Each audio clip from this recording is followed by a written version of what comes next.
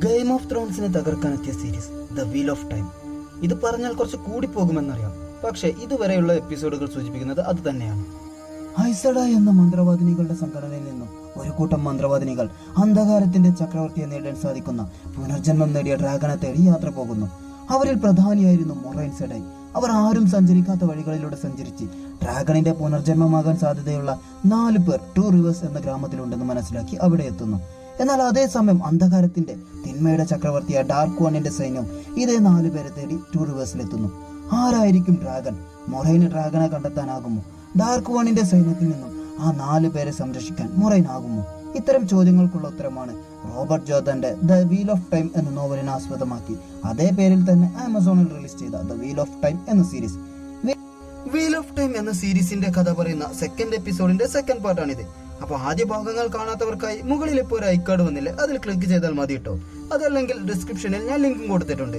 തുടർന്നുള്ള എപ്പിസോഡുകൾ അപ്ലോഡ് ചെയ്ത് ഉടനെ തന്നെ നിങ്ങൾക്ക് നോട്ടിഫിക്കേഷൻ ലഭിക്കുന്നതിന് ചാനൽ ഇതുവരെയും സബ്സ്ക്രൈബ് ചെയ്യാത്തവരുണ്ടെങ്കിൽ പെട്ടെന്ന് തന്നെ സബ്സ്ക്രൈബ് ചെയ്ത് അടുത്തുള്ള ഒരു ബെല്ലൈക്കൺ കൂടി ഒന്ന് എനേബിൾ ചെയ്ത് വെച്ചോളൂ കേട്ടോ. അപ്പോൾ ഡ്രാഗനെ തേടിയുള്ള യാത്രയിൽ നമുക്കും പങ്കാളികളായാലോ. സോ വെൽക്കം ബാക്ക് ടു കഥ ഇതുവരെ.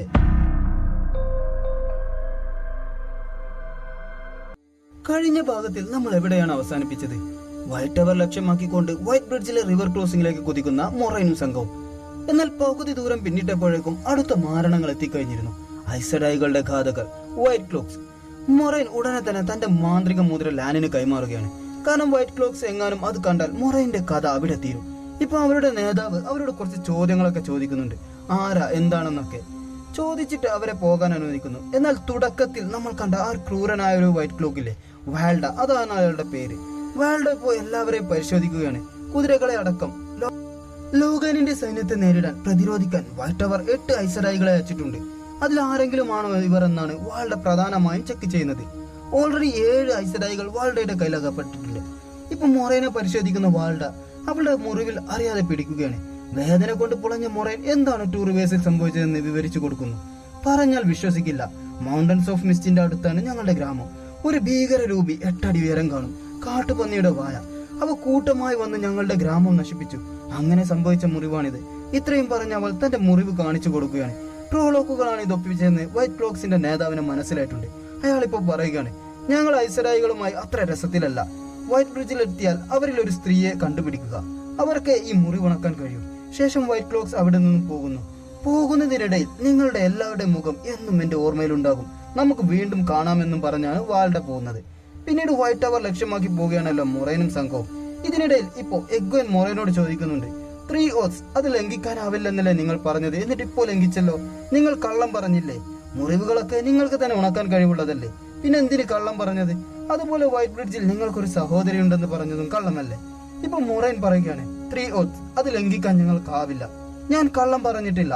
മറ്റുള്ളവരുടെ മുറിവുണക്കാൻ കഴിയുമെന്നല്ലാതെ സ്വന്തം മുറിവുണക്കാൻ ഒരു ഐസഡായിക്കും കഴിയില്ല. അതുപോലെ തന്നെ ഐസഡായ സ്ത്രീകളെല്ലാം എന്റെ സഹോദരിമാരുമാണ്. ഞങ്ങൾ സത്യം മാത്രമേ പറയാറുള്ളൂ. ആ പറയുന്നത് നിങ്ങൾക്ക് ചിലപ്പോൾ സത്യമായി തോന്നില്ലായിരിക്കാം. അതുകൊണ്ട് എന്തെങ്കിലും പറയുമ്പോൾ ശ്രദ്ധിച്ച് കേൾക്കണം. ഇതും പറഞ്ഞ് അവർ യാത്ര തുടരുകയാണ് വൈറ്റ് ടവർ ലക്ഷ്യമാക്കിക്കൊണ്ട്. ഇനിയും ഒരുപാട് ദൂരം സഞ്ചരിക്കണം വൈറ്റ് ടവറിലേക്ക് എത്താൻ.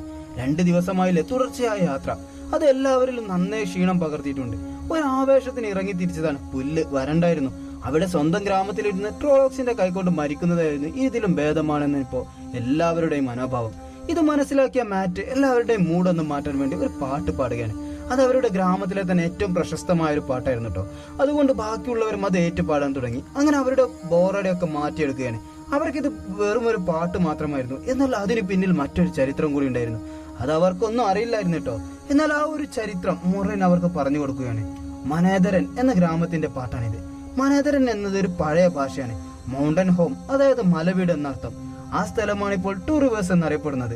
ട്രോളോക്കുകളുമായുള്ള യുദ്ധകാലത്ത് മനേതരൻ സൈന്യം ചെറുതായിരുന്നെങ്കിലും വളരെയധികം ശക്തരായിരുന്നു കേട്ടോ. ഡാർക്ക് വണ്ണിന്റെ സ്ഥിരം എതിരാളികൾ. അതുകൊണ്ട് തന്നെ അവരെ ഇല്ലാതാക്കാനായി ഡാർക്ക് വൺ അവന്റെ സൈന്യത്തെ മുഴുവൻ പറഞ്ഞയച്ചു. എന്നാൽ മൗണ്ടൻ ഹോമിലെ നിവാസികൾക്ക് അവർക്ക് പിന്നിലുള്ള നദിയുടെ ഏറ്റവും ആഴം കുറഞ്ഞ വളവിൽ യുദ്ധത്തിന് സജ്ജരായി തന്നെ നിന്നു. പാട്ടിലുള്ളതുപോലെ തന്നെ അവരുടെ രാജാവ് എയ്മൻ അയാൾക്ക് വേണ്ടി പോരാടിയ ഗ്രാമവാസികളോട് 3 ദിവസം ട്രോളോക്കിനോട് പിടിച്ചു നിന്നാൽ രാജസഹായം വരുമെന്ന് പറഞ്ഞിരുന്നു. എങ്ങനെയൊക്കെയോ അവർ പിടിച്ചു നിന്നു. ആ ഒരു ചെകുത്താൻ പടയെ അവർ എതിർത്തു നിന്നു. 1 ദിവസം, 2 ദിവസം, 3 ദിവസം. അവർ പോരാടി. അവിടെ മുഴുവൻ ചോരക്കളമായെങ്കിലും ഒരു ട്രോളോക്ക് പോലും നദിക്കുപുറം കടന്നിട്ടുണ്ടായിരുന്നില്ല. എന്നാൽ 3-ാം ദിവസം രാത്രിയായിട്ടും ഒരു സഹായം വന്നില്ല. അങ്ങനെ 10-ാം ദിവസം അവർക്ക് മനസ്സിലായി ഇനി ഒരു സഹായവും വരില്ലത്. അവസാനം 13-ാം ദിവസം മനേതരൻ സൈന്യം പാടെ ഇല്ലാതായി. തന്റെ ഭർത്താവ് മരിച്ചു എന്ന് മനസ്സിലാക്കിയ എൽഡ്രിൻ രാജ്ഞി തന്റെ 1 പവർ ട്രോളോക്കിന് നേരെ പ്രയോഗിക്കുകയാണ്. ഒരു തീക്കാറ്റ് ആ ഒരു നാട് മുഴുവൻ ആഞ്ഞടിച്ചു. ആ തീക്കാറ്റിൽ എൽഡ്രിൻ രാജ്ഞിയോടൊപ്പം ഡാർക്ക് വണിന്റെ സൈന്യം മുഴുവനും കത്തിച്ചാമ്പലായി. എന്നാൽ മലമുകളിൽ ഒളിച്ചു നിന്ന കുറച്ച് ഗ്രാമവാസികൾ അവർ അത്ഭുതകരമായിട്ട് തന്നെ രക്ഷപ്പെട്ടു. അവർ മടങ്ങി വന്ന് തങ്ങളുടെ ഭൂമി, ഗ്രാമമോ നഗരമോ കൃഷിയിടങ്ങളോ ബാക്കിയില്ലാതിരുന്നിട്ട് കൂടി അവർ ആ ഒരു ഭൂമി തിരിച്ചു പിടിച്ചു. അങ്ങനെയാണ് ഇന്ന് കാണുന്ന ഈ ഒരു 2 റിവേഴ്സ് ഉണ്ടായത്. അങ്ങനെ കഥകളൊക്കെ പറഞ്ഞ് നടന്നപ്പോഴേക്കും നേരം ഇരുട്ടിയിരുന്നു. അതുകൊണ്ട് തന്നെ ഇന്ന് രാത്രി ഒരു പൊളിഞ്ഞ കെട്ടിടത്തിൽ വിശ്രമിക്കാൻ അവർ തീരുമാനിക്കുന്നു. കുറച്ചു സമയമായി ട്രോളോക്കുകളുടെ ശല്യമില്ല. ഇവർ ഷാഡർ ലോഗോട്ടിന്റെ അടുത്തായത് കൊണ്ടാകാം. എന്താണ് ഈ ഷാഡർ ലോഗോട്ട്? വളരെ അപകടം പിടിച്ച ഒരു നഗരം, നിഴൽ മൂടിയ നഗരം. കുറുക്ക് വഴിയിലൂടെ എളുപ്പത്തിൽ വൈറ്റ് ടവറിലേക്ക് എത്താനും വേണ്ടിയാണ് ലാൻ ഇതുവഴി വന്നത്. പക്ഷെ വളരെയധികം അപകടം നിറഞ്ഞൊരു സ്ഥലമായിരുന്നു ഇത്. ഇനി എന്തായിരിക്കും ഇവർക്ക് സംഭവിക്കുക? കാത്തിരുന്നു തന്നെ കാണാം. ഇതിനിടയിൽ പെറിൻ ഒരു അരുവിയിൽ നിന്നും അവർക്ക് കുടിക്കാനുള്ള കുറച്ച് വെള്ളം ശേഖരിക്കുകയാണ്. എന്നാൽ ഇപ്പൊ അങ്ങ് വിദൂരതയിൽ നിന്നും ചെന്നായ്ക്കളുടെ ഭയങ്കരമായ ഓരിയിടൽ കേൾക്കുന്നുണ്ട്. എന്തെങ്കിലും അപകടം ഉണ്ടാകുമോ? പിന്നെ തീർച്ചയായും അവരിപ്പോ സഞ്ചരിക്കുന്നത് തന്നെ അപകടത്തിലൂടെയല്ലേ. പെറിനിപ്പോ തന്റെ കാല് ഭയങ്കരമായി വേദനിക്കുന്നുണ്ട് കേട്ടോ. അവനൊരു മരത്തടയിൽ പോരുന്ന് തന്റെ പാന്റ് ഒന്ന് പൊക്കി നോക്കുകയാണ്. അവന്റെ കാലിൽ വലിയൊരു മുറിവുണ്ടായിട്ടുണ്ട്. അതെങ്ങനെ സംഭവിച്ചു? 2 റിവേഴ്സിൽ വെച്ച് ട്രോളോക്കുകളുമായി ഏറ്റുമുട്ടിയപ്പോൾ ആ ഒരു സമയത്ത് ഉണ്ടായതാണ് ഈ മുറിവ്. പെട്ടെന്ന് എന്തോ ശബ്ദം കേട്ട് പെറിൻ തിരിഞ്ഞു നോക്കുമ്പോൾ ഒരു ചെന്നായിക്കൂട്ടം അത് അവനെ തന്നെ നോക്കി അങ്ങനെ കുരക്കുകയാണ്. തിരിഞ്ഞോടാമെന്ന് കരുതിയപ്പോ അവിടെയുമുണ്ട് മറ്റൊരു കൂട്ടം. ഇനി രക്ഷയില്ല, പെട്ടു എന്ന് അവന് മനസ്സിലായി. ഇപ്പൊ അതിലൊരു ചെന്നായ അവന്റെ അരികിലേക്ക് നടന്നു വരികയാണ്. അവനെ തന്നെ ഒരു രൗദ്രഭാവത്തോടെ അങ്ങനെ നോക്കി നിൽക്കുകയാണ്. പെട്ടെന്ന് ഇപ്പൊ ആ ഒരു ചെന്നായ പെരിന്റെ കാലിലെ മുറിവിൽ പറ്റിപ്പിടിച്ചിരിക്കുന്ന രക്തം അത് നക്കി തുടച്ചുകൊണ്ട് അവിടെ നിന്നും ഓടിപ്പോകുന്നു. കൂടെ മറ്റുള്ള ചെന്നായ്ക്കളും. എന്താണ് സംഭവിക്കുന്നതെന്ന് അറിയാതെ അന്താളിച്ച് നിൽക്കുകയാണ് നമ്മുടെ പെറിൻ. പിന്നീട് രാത്രിയിൽ എല്ലാവരും കിടന്നുറങ്ങുന്നതാണ് കാണിക്കുന്നത് കേട്ടോ. പെട്ടെന്ന് ഇപ്പോ എന്തോ ശബ്ദം കേട്ട് എഗ്ഗ ഞെട്ടി ഉണരുകയാണ്. അവൾ നല്ലോണം പേടിച്ച മട്ടുണ്ട്. അപ്പോഴാണ് അവൾ ആ ഒരു കാഴ്ച കാണുന്നത്. അവരെ തന്നെ നിരീക്ഷിച്ചുകൊണ്ട് നോക്കി നിൽക്കുന്ന ഒരു ഫെയ്ഡ് അതിപ്പോ ഉച്ചത്തിൽ അലറി വിളിക്കുകയാണ് ട്രോളോക്കുകളെ ഇങ്ങോട്ട് എത്തിക്കാൻ വേണ്ടി. പെട്ടെന്ന് തന്നെ ലാൻ എല്ലാവരും വിളിച്ചുണർത്തുകയാണ്. ട്രോളോക്കുകളെല്ലാം കൂടി ഇങ്ങോട്ട് എത്തുന്നതിന് മുമ്പ് ഇവിടെ നിന്നും രക്ഷപ്പെടണം. അനങ്ങാൻ പോലും ആവാതെ തളർന്നിരിക്കുന്ന മൊറൈനെ ലാൻ പെറിന്റെ കുതിരപ്പുറത്ത് വെച്ചു കൊടുത്തുകൊണ്ട് കിഴക്ക് തകർന്നു കിടക്കുന്ന ഷാഡർ ലാഗോട്ട് നഗരത്തിലേക്ക് പോകാൻ പറയുകയാണ്. നിഴൽ മൂടിയ നഗരം, വളരെയധികം അപകടം പിടിച്ച നഗരം. എന്തിനാണ് ലാൻ അങ്ങോട്ട് തന്നെ പോകാൻ വാശി പിടിക്കുന്നത്? ട്രോളോക്കുകൾ, ഡാർക്ക് വണിന്റെ സൈന്യം, അവർ ഒരിക്കലും ആ ഒരു നഗരത്തിലേക്ക് കടക്കില്ല എന്നുള്ളത് കൊണ്ട് തന്നെ. പക്ഷെ ട്രോളോക്കുകളെ പേടിച്ച് ഇത്രയും അപകടം നിറഞ്ഞ സ്ഥലത്തേക്ക് പോകാൻ ലാൻ തീരുമാനിച്ചത് എന്തിനാണെന്നാണ് മനസ്സിലാക്കാത്തത്. എന്തായാലും ട്രോളോക്കുകളും അവരുടെ പിന്നാലെ തന്നെ ഉണ്ട് കേട്ടോ. പെട്ടെന്ന് ഇപ്പൊ അവരുടെ കുതിരകൾ സഡൻ ബ്രേക്ക് ഇട്ട പ്രൈവറ്റ് ബസ്സുകളെ പോലെ നിൽക്കുകയാണ്. എന്താണ് സംഭവിക്കുന്നത്? കുതിരകൾ അവിടെ കിടന്ന് പരക്കം പായിക്കുകയാണ്. സംഭവം മറ്റൊന്നുമല്ല കേട്ടോ, അവരവിടെ എത്തിയിട്ടുണ്ട്. ഷാഡർ ലോഗോട്ട് എന്ന തകർന്ന നഗരത്തിൽ വലിയ ആജാനമായ കൂറ്റൻ മതിലുകൾ കൊണ്ട് ചുറ്റപ്പെട്ട് കിടക്കുന്ന നിഴൽ മൂടിയ നഗരം. ആ ഒരു നിഗൂഢമായ അപകടം നിറഞ്ഞ സ്ഥലത്തേക്ക് കടക്കാനാവാതെ ബുദ്ധിമുട്ടുകയാണ് ആ പാവം കുതിരകൾ. തൊട്ട് പിന്നിലാണെങ്കിൽ ട്രോളോക്കുകളും ഉണ്ട് കേട്ടോ. പക്ഷെ അവറ്റകളും ഇവരുടെ അടുത്തേക്ക് വരാതെ അവിടെ മാറി നിൽക്കുകയാണ്. അവറ്റകൾക്കും ഷാഡർ ലോഗോട്ടിനകത്തേക്ക് കടക്കാനാകില്ല. അതുകൊണ്ട് തന്നെ ഒരു വിധത്തിൽ എങ്ങനെയൊക്കെയോ കുതിരകളെ മയപ്പെടുത്തിക്കൊണ്ട് അവർ ആ ഒരു നഗരത്തിലേക്ക് പ്രവേശിക്കുകയാണ്. എന്നാൽ അതിനകത്ത് ഒരു ഈച്ചക്കുഞ്ഞും പോലും ഉണ്ടായിരുന്നില്ല കേട്ടോ. ഒരനക്കം പോലുമില്ലാതെ തകർന്നു കിടക്കുന്ന ഈ ഒരു നഗരത്തിന്റെ പ്രത്യേകത എന്താണ്? നമുക്കത് കാത്തിരുന്ന് തന്നെ മനസ്സിലാക്കാം. മൊറൈനയും എടുത്ത് അവരൊരു കെട്ടിടത്തിനുള്ളിലേക്ക് കയറി അവളെ നിലത്ത് വിരിപ്പിട്ട് കിടത്തുകയാണ്. ട്രോളോക്കിന്റെ ആക്രമണത്തിൽ അവളുടെ നെഞ്ചിലുണ്ടായ ഒരു മുറിവ് അതിപ്പോ കൃത്യമായ ചികിത്സ കിട്ടാത്തത് കൊണ്ട് തന്നെ പഴുത്തിട്ടുണ്ട്. അതാണ് മൊറൈന ഇപ്പോ ഇങ്ങനെ തളർത്തിയിരിക്കുന്നത്. ഷാഡർ ലോഗോട്ട് അതൊരു പഴയ ഭാഷയാണ്. അതിനർത്ഥം നിഴൽ കാത്തിരിക്കുന്നു എന്നാണ്. പണ്ട് ഈ സ്ഥലത്തിന്റെ പേര് അരിദുൾ എന്നായിരുന്നു. ലോകത്തിലെ ഏറ്റവും സമ്പന്നവും ശക്തവുമായ നഗരമായിരുന്നു ഇത്. പിന്നീട് എങ്ങനെയാണ് ഈ ഒരു നഗരം ഇന്ന് കാണുന്ന രീതിയിലായത്? അതായത് ട്രോളോക്കുകളുമായുള്ള യുദ്ധകാലത്ത് ലോകത്തിന് ഇവർ ആവശ്യമായി വന്നപ്പോൾ കവാടമില്ലാത്ത കൂറ്റൻ മതിലുകൾ കെട്ടി മറ്റു നാടുകളെ കത്തിച്ചാമ്പലാകാൻ വിട്ടുകൊടുത്തിട്ട് സ്വയം അകത്ത് കയറി അടച്ചു പൂട്ടിയിരുന്നു. ഇവിടുത്തെ രാജാവായിരുന്നു മനേതരന് സഹായം വാഗ്ദാനം ചെയ്ത് അവരെ മരണത്തിന് വിട്ടുകൊടുത്തത്. യുദ്ധം അവസാനിച്ചപ്പോൾ ഭക്ഷണവും തങ്ങാനിടവും തേടി മലമുകളിൽ ഒളിച്ചിരുന്ന രക്ഷപ്പെട്ടവർ 2 റിവേഴ്സ് ഗ്രാമവാസികൾ ഇങ്ങോട്ടേക്ക് വന്നു. എന്നാൽ അവർ വന്ന് വിളിച്ചപ്പോൾ മറുപടി ഒന്നും തന്നെ ഇല്ലായിരുന്നു കേട്ടോ. ഒടുവിൽ മതിൽ തകർത്ത് അകത്ത് കയറി നോക്കിയപ്പോൾ അകത്തൊരാൾ പോലും ഉണ്ടായിരുന്നില്ല. ഈ നഗരത്തിന്റെ ഹൃദയത്തിൽ നിന്നും വളർന്നു വന്ന തിന്മയുടെ ശക്തി ഇവിടെ ഉണ്ടായിരുന്ന എല്ലാ ജീവനകളെയും നശിപ്പിച്ചിരുന്നു. അതിനുശേഷം ഈ ഒരു നഗരം ഉപേക്ഷിക്കപ്പെട്ടു. ആ കൂറ്റൻ മതിലുകൾ താണ്ടി ട്രോളോക്കുകൾക്ക് പോലും അകത്തേക്ക് വരാനാകില്ല. ട്രോളോക്കുകൾ പോലും ഭയപ്പെടുന്ന ഈ ഒരു നശിച്ച നഗരത്തിലേക്ക് പിന്നെ എന്ത് ഉണ്ടാക്കാനാണ് ഞങ്ങളെ ഇങ്ങോട്ട് കൊണ്ടുവന്നതെന്ന് മാറ്റ് ചോദിക്കുമ്പോൾ ഇവിടെയുള്ള ഒന്നിലും തുടരുത്, കയ്യിലുള്ള ആഹാരം മാത്രം കഴിക്കുക എന്ന് മാത്രമായിരുന്നു ലാനിന്റെ മറുപടി. പിന്നീട് ഓരോരുത്തരായി അവിടെയൊക്കെ ചുറ്റിക്കറങ്ങി എല്ലാം കാണുന്നുണ്ട് കേട്ടോ. അവർ നഗരിയുടെ രൂപവും കെട്ടിടങ്ങളുടെ നിർമ്മിതിയും എല്ലാം ആസ്വദിക്കുകയാണ്. ഇതിനിടയിൽ മാറ്റ് തന്റെ കയ്യിലുണ്ടായിരുന്ന ഒരു കത്തി പെറിന് കൈമാറുകയാണ്. അത് പെറിന്റെ ഭാര്യ ലൈല ഉണ്ടാക്കിയതാണ്. പെറിന് എന്തെങ്കിലും ആപത്തിൽപ്പെട്ടാൽ അവന്റെ സഹായത്തിനായി മാറ്റിനെ ഏൽപ്പിച്ചതാണ്. അത് പെറിനെ ഏൽപ്പിക്കാനുള്ള ഏറ്റവും കറക്റ്റ് ഉചിതമായ സമയം ഇതിപ്പോഴാണെന്ന് മനസ്സിലായത് കൊണ്ടാണ് മാറ്റ് അത് പെറിന് നൽകിയത്. പിന്നീട് ആ ഒരു സീൻ അവിടെ കട്ടായതിനു ശേഷം എല്ലാവരും ഉറങ്ങിക്കൊണ്ടിരിക്കുന്നതാണ് കാണിക്കുന്നത്. പെട്ടെന്ന് എന്തൊക്കെയോ പേടിപ്പെടുത്തുന്ന ചില ശബ്ദങ്ങൾ കേട്ട് മാറ്റ് ഞെട്ടി ഉണരുകയാണ്. അവൻ ഉടനെ തന്നെ ശബ്ദം കേട്ട ഭാഗം ലക്ഷ്യമാക്കി പോകുന്നു. പുറത്ത് കെട്ടിയിട്ടുള്ള കുതിരകളൊക്കെ ഇപ്പൊ എന്തോ കണ്ട് ഭയന്ന് ശബ്ദമുണ്ടാക്കുന്നുണ്ട്. പുറത്തിറങ്ങിയ മാറ്റ് മറ്റൊരു കെട്ടിടത്തിനുള്ളിലേക്ക് പോകുന്ന ഒരു രൂപത്തെയാണ് കാണുന്നത്. ഇരുട്ടായത് കൊണ്ട് തന്നെ അത് ആരാണെന്ന് അവന് മനസ്സിലായില്ല.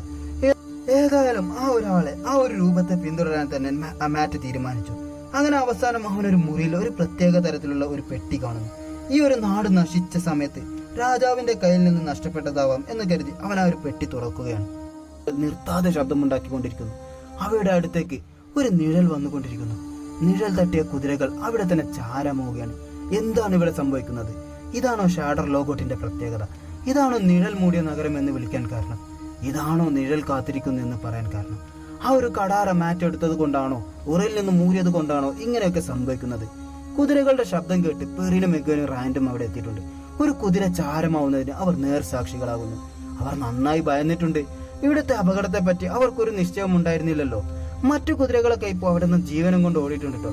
ഈ ശബ്ദമൊക്കെ കേട്ട് ഉണർന്ന മൊറൈൻ തങ്ങളിപ്പോ നിൽക്കുന്നത് ഷാഡർ ലോഗോട്ടിലാണെന്ന് മനസ്സിലാക്കിയ അവളിപ്പോ ലാനിനോട് പറയുന്നുണ്ട്, നമ്മളെല്ലാം നീ കൊന്നല്ലോടാ. കാരണം അത്രയ്ക്ക് ഭീകരമായ ഒരു അപകടത്തിലാണ് അവർ വന്നുപെട്ടിരിക്കുന്നത്. ഇതിനിടയിൽ നിഴൽ തട്ടാതെ രക്ഷപ്പെടാൻ ശ്രമിക്കുന്നതിനിടയിൽ മാറ്റും റാൻഡും ഒരു ഭാഗത്തും എഗ്വനും പെറിനും മറ്റൊരു ഭാഗത്തും പെടുന്നു.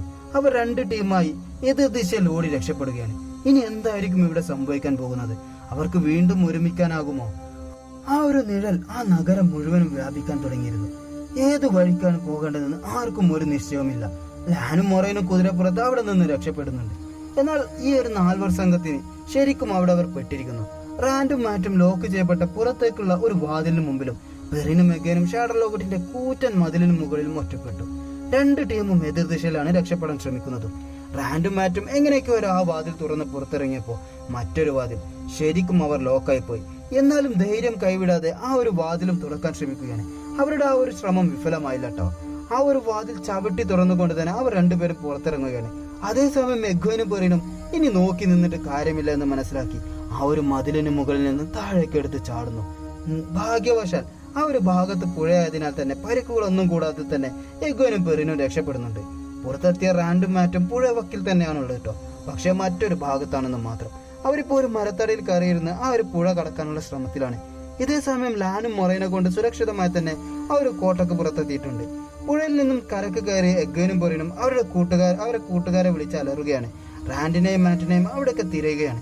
എന്നാൽ ഈ സമയം മരത്തടിയിൽ തൂങ്ങിക്കിടന്നുകൊണ്ട് പുഴ കടക്കാൻ ശ്രമിച്ചുകൊണ്ടിരിക്കുകയാണ് റാൻഡും മാറ്റും. ഈ സമയം അവശയായ മൊറൈനെ ഒരു സ്ഥലത്ത് കിടത്തി അവൾക്ക് ദാഹജലം കൊടുക്കുകയാണ് അവളുടെ വാർഡറായ ലാൻ. എന്നാൽ ഇപ്പൊ പെട്ടെന്ന് എന്നെ അവരുടെ അടുത്തെത്തിക്കടാ, ഇല്ലെങ്കിൽ ഞാൻ നിന്റെ കഴുത്തറക്കുമെന്ന് പറഞ്ഞ് ലാനിന്റെ കഴുത്തിൽ ഒരു കത്തി വെക്കുകയാണ് ഒരാൾ. ആരാണ് അയാൾ? ടൂറിവേഴ്സിന്റെ ജ്ഞാനി ലൈനിയും. അത്ഭുതകരം തന്നെ, അവൾ എങ്ങനെ ഇവിടെ എത്തി? ഭീകരരൂപിയായ ട്രോളോക്ക് ഒരു പൂച്ചക്കുഞ്ഞിനെ പോലെയല്ലേ അവളെയും തൂക്കിയെടുത്ത് പോയത്? ആ ഒരു ട്രോളോക്കിൽ നിന്നും അവൾ എങ്ങനെയാണ് രക്ഷപ്പെട്ടത്? ലാനിന് തന്റെ ഐസറായ മൊറൈന്റെ ജീവൻ രക്ഷിക്കാനാകുമോ? പിരിഞ്ഞു പോയ രണ്ടു കൂട്ടമായ ആ ഒരു 4 സംഘം വീണ്ടും ഒന്നിക്കുമോ? വൈറ്റ് ടവറിലേക്കുള്ള യാത്രയിൽ ഇനി എന്തൊക്കെ അപകടങ്ങളായിരിക്കും ഇവരെ കാത്തിരിക്കുന്നത്? ഇതൊക്കെ അറിയാൻ ഇതുവരെയും ചാനൽ സബ്സ്ക്രൈബ് ചെയ്യാത്തവരുണ്ടെങ്കിൽ പെട്ടെന്ന് തന്നെ സബ്സ്ക്രൈബ് ചെയ്ത് അടുത്തുള്ള ആ ഒരു ബെല്ലൈക്കൺ കൂടി ഒന്ന് എനേബിൾ ചെയ്ത് വെച്ചോളൂ കേട്ടോ. എന്നാൽ അടുത്തുള്ള എപ്പിസോഡുകളും അപ്ലോഡ് ചെയ്ത ഉടനെ തന്നെ നിങ്ങൾക്ക് നോട്ടിഫിക്കേഷൻ ലഭിക്കുന്നതായിരിക്കും. കാരണം അടുത്തുള്ള എപ്പിസോഡിലാണ് ബാക്കി വെച്ച എല്ലാ ചോദ്യങ്ങൾക്കും ഉത്തരമുള്ളത്. അപ്പൊ ചങ്കുകളെ, ഈ ഒരു പാട്ട് നിങ്ങൾക്ക് ഇഷ്ടപ്പെട്ടിട്ടുണ്ടെങ്കിൽ കൊട്ടക്കണക്കിന് ലൈക്കും കമന്റും തന്നോളിട്ടോ. ഷെയർ ചെയ്ത് നിങ്ങളുടെ ഫ്രണ്ട്സിനും ഫാമിലിക്കും എത്തിക്കാനും മറക്കരുത്. അപ്പൊ അടുത്ത എപ്പിസോഡുമായി ഉടനെ തന്നെ ഞാൻ വരുന്നതാണ്. അതുവരേക്കും മുത്തുമണീസ് എല്ലാവരും ക്ഷമയോടെ കാത്തിരിക്കുമല്ലോ അല്ലേ?